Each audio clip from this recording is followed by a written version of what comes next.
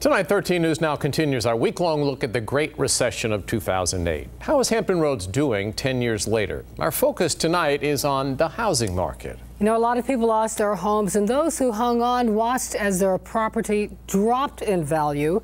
As 13 News Now reporter Jacqueline Lee explains, while the region isn't completely back, we've learned a lot of lessons along the way.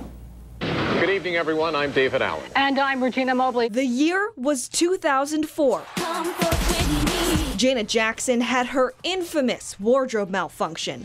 Friends aired its final episode, and the housing market in Hampton Roads was hot. Most homes that were on the market were getting 3, 4, 5 offers. Terry Gearhart is a housing market analyst. It was selling like hotcakes. First-time homeowners got a slice of the American dream.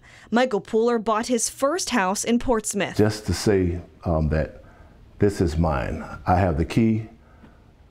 You know, it's just really great. Gearhart called the local market a frenzy of sorts. Some of that was caused by the mortgage industry. It was suddenly very easy to get a loan. Fast forward to 2007.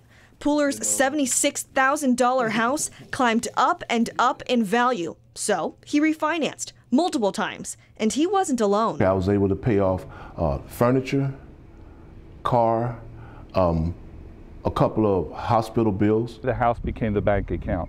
And if I had $100,000 in equity, all of a sudden it just kind of magically appeared over 2 or 3 years.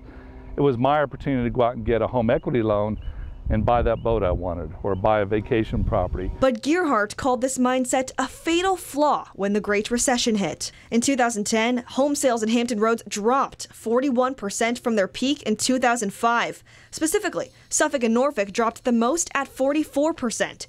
Chesapeake dropped the least at 37%. Homeowner Bill Griggs was one of many who got caught in the middle. It was a very bitter pill. Griggs had no choice but to sell his home in 2010. He lost $375,000. So the first thing you think of is, it's my fault. I made the wrong decisions. I wasn't smart enough to go figure it out. It's my fault. He wasn't the only one who felt the sting of the Great Recession. Foreclosures hovered around 30%.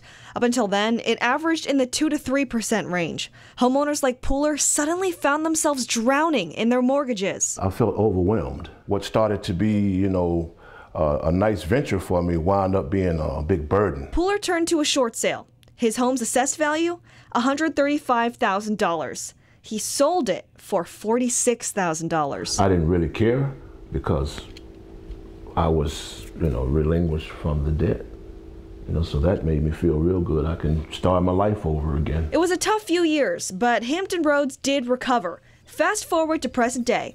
The numbers show Suffolk has seen the biggest bounce back in home prices, growing at 13%. Suffolk also has the greatest growth of sales, growing 66% since 2010. Gearhart says millennials have helped to breathe life into the housing market, recovering from the Great Recession. And some of that's driven by demographics. Millennials are moving into buying age, and we're also seeing boomers, people aging into the 65 range, and they're going to start making some huge moves. There'll be a lot of transference of wealth. Real estate experts say while the dark days of the financial crisis are behind us, some of the lessons learned from the housing meltdown will stick around for a while despite the improving numbers. They find homeowners today more cautious about buying and think twice before making the investment. Jacqueline Lee, 13 News Now.